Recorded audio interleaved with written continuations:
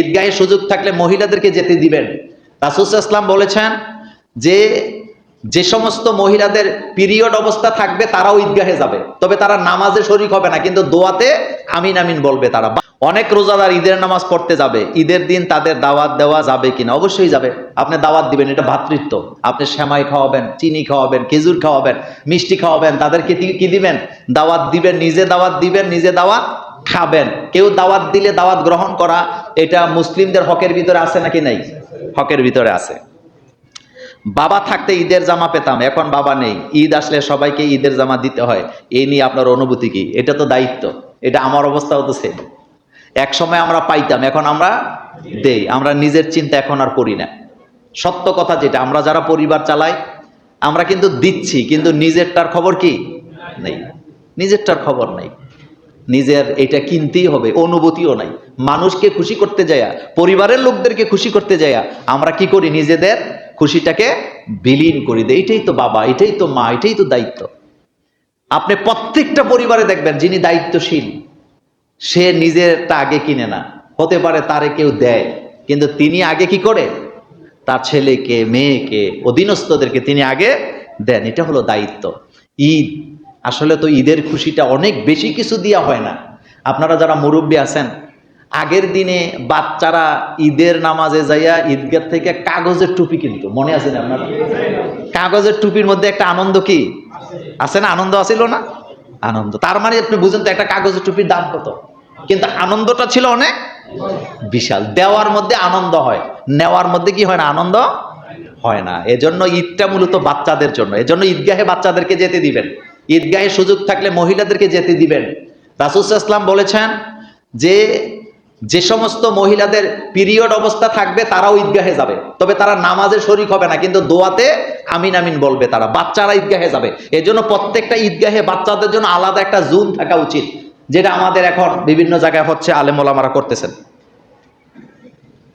হুজুর, আমার 3 মেয়ে, শ্বশুর বাড়িতে ঈদের মার্কেটে দিতে গিয়ে আমার মায়ের জন্য বা পরিবারের জন্য কিছুই কিনতে পারিনি, এতে কি আমার কোনো গুনাহ হবে? প্রথম কথা হলো, আব্বা আম্মারও একটা দায়িত্ব কি আপনার কাঁধে আছে? কথা বলেন, আছে না? আমাদের দেশে যৌতুক কিন্তু অনেক রকমে নেয় না?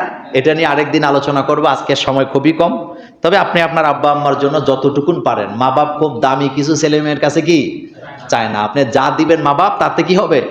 খুশি হয়ে যাবে। সেজন্য মা বাপের মুখে একটু হাসি ফুটাবার চেষ্টা যেন আমরা করি। আল্লাহ পাক আমাদেরকে কবুল করুক, আমরা বলি আমিন। 17 বছর পর প্রথম সংসদ অধিবেশন, এই নিয়ে আপনার মন্তব্য কি? মন্তব্য, প্রথমে আল্লাহ শুকরিয়া করি যে অন্তত 17 বছর না, অনেক বছর পরে আমরা পুরুষদের আন্ডারে, মানে পুরুষদের নেতৃত্ব ফিরে পাইছি। নেতৃত্ব পুরুষেরা দিবে, এটা মোল্লার কথা না আল্লাহর কথা? এত আস্তে গেল বুনি, মোল্লার কথা না আল্লাহর কথা? তো এতে খুশি না বেজার? খুশি। 2 নাম্বার,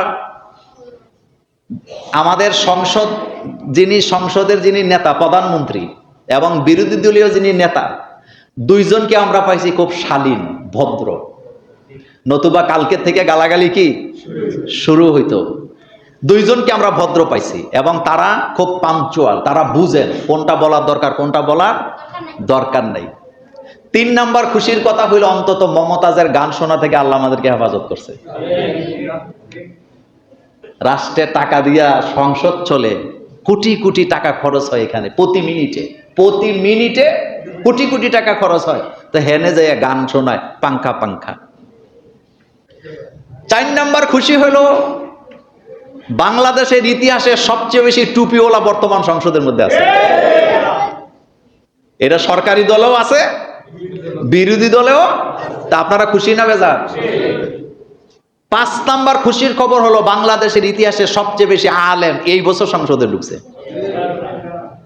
এতে ভালো হয়েছে না খারাপ হয়েছে?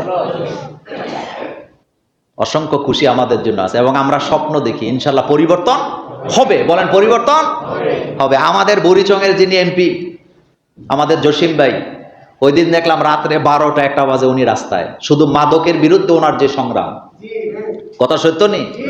জসিম ভাই খুব সহজ সরল মানুষ। আমাদের মাহফিল আসছিল না, উনি সবচেয়ে বেশি কম কথা কইছে, জাস্ট একটা সালাম দিছেন। উনি বলেছেন মাদক কারবারিদের সাথে আমাদের কি নাই, কোনো আপোষ নাই। রাইতের 3টা বাজে দেখছি উনি রাস্তায়, ওসি সাহেবকে ফোন দিয়েছে। সুতরাং পরিবর্তন হবে।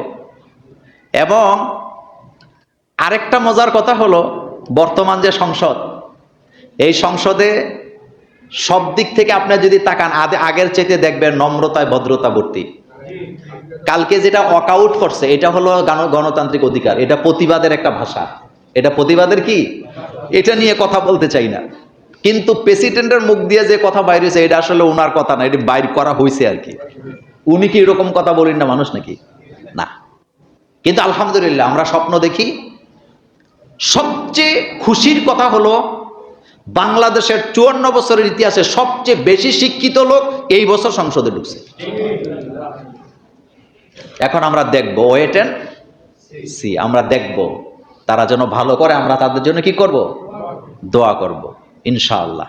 ইনশাআল্লাহ আল্লাহ যেন সেইটা দেখার আমাদের কি দেয়, তৌফিক দেয়। চাঁদাবাজি যেন বন্ধ হয়, দুর্নীতি যেন বন্ধ হয়, ঘুষ যেন বন্ধ হয়। আমরা তো এটাই চাই নাকি? আমরা তো দেখছেন না, এক হাসনাত আপনাদের দেবিদ্বারের পুরা বাংলাদেশে কাঁপায় দিছে শুধু খেজুর দিয়ে। মানে খেজুর দিয়েও যে দেশ কাঁপানো যায় এটার বাস্তব প্রমাণ আসেনি? বলেন কি দিয়া কাঁপাইছে? খেজুর দিয়া। সে ওয়েবসাইট করছে, যা যা আসবে সব প্রকাশ করা হবে। তো এখন প্রত্যেক সংসদ সদস্যের জন্য সরকারি বাজেট সেম হয়, কথা ঠিক না? এখন দেবিদ্বারে যদি খেজুর আসে তাহলে আমাদের বুড়িচুঙে আসবো নি? কথা কোন কেন? চান্দিনা 14 গ্রাম সবাই ধরানি ধরা ফোলাফানি লিখতেছে অমুকের খেজুর তো এত কেজি, আমাদেরটার খবর কই? এখন আর চুরি করার সুযোগ কি নেই, খবর আছে। এবং হাতে হাতে মোবাইল আছে। এখন মোবাইল আছে মানে সাংবাদিক।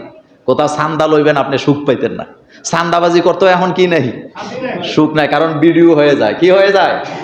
ভিডিও হয়ে যায়। তো কথা বলছিলাম, আমরা দোয়া করি আল্লাহ যেন আমাদের দেশটাকে, আমরা তো শান্তি চাই, বলেন আমরা কি চাই? আর কোনো কিছু আছে নাকি? আপনারা বলেন, যারা মুরব্বী, আগে যত নির্বাচন গেছে, নির্বাচনের পরপর এত শান্তি দেশে বিরাজ করছে? এটা মূলত নির্ভর করে সরকারি দল এবং বিরোধী দলের মানসিকতার উপরে। আমরা তাদের দুই দলের জন্য দোয়া করি, তারা যেন মিলেমিশে দেশটাকে আগায় নিতে পারে। সবচেয়ে বেশি ভালো লাগছে যে দৃশ্যটা, সবচেয়ে বেশি ভালো লাগছে যে দৃশ্যটা, সেটা হলো এই বাংলাদেশের বর্তমান সংসদের মাননীয় প্রধানমন্ত্রী তারেক রহমান এবং বিরোধী দলীয় নেতা ডাক্তার শফিকুর রহমান, দুই রহমান একসাথে একেবারে এক সময়ে জামাতে নামাজ পড়ার জন্য একসাথে চলে গেছে নামাজে। তো এখন এটা ভালো লাগছে না খারাপ লাগছে? ভালো লাগছে। আমরা দোয়া করি আল্লাহ যেন আমাদেরকে শান্তি দান করেন। প্রশ্ন আসছে, হাসনাত আব্দুল্লাহর জবাবদিহিতাকে কিভাবে দেখেন? এভাবে জনগণের কাছে হিসাব দেওয়া কি জরুরি? অবশ্যই জরুরি, অবশ্যই জরুরি। একজন সংসদ সদস্য তিনি কি বক্ষক না রক্ষক? তিনি কি সেবা দিবেন না সেবা নিবেন? সেবা দেওয়ার অঙ্গীকার করেই তো আপনাদের কাছ থেকে ভোট নিছে নাকি? তার কাছে কি আসে, কি যায়, কত টাকা বাজেট আসে, কোন রাস্তার কি অবস্থা, কোন রাস্তা কে কাজ করে, সব কিন্তু হাসনাত কি করছে? প্রকাশ করে দিয়েছে। এইটাই হওয়া উচিত। স্বচ্ছতার জায়গায় জবাবদিহিতা না থাকলে রাষ্ট্রে কখনো শৃঙ্খলা থাকে না। সেজন্য আমি মনে করি হাসনাত আব্দুল্লাহর কাছ থেকে সারা বাংলাদেশের সকল এমপিরা শিক্ষা নেওয়া উচিত, এভাবেই সবাইকে প্রকাশ করে দেওয়া উচিত।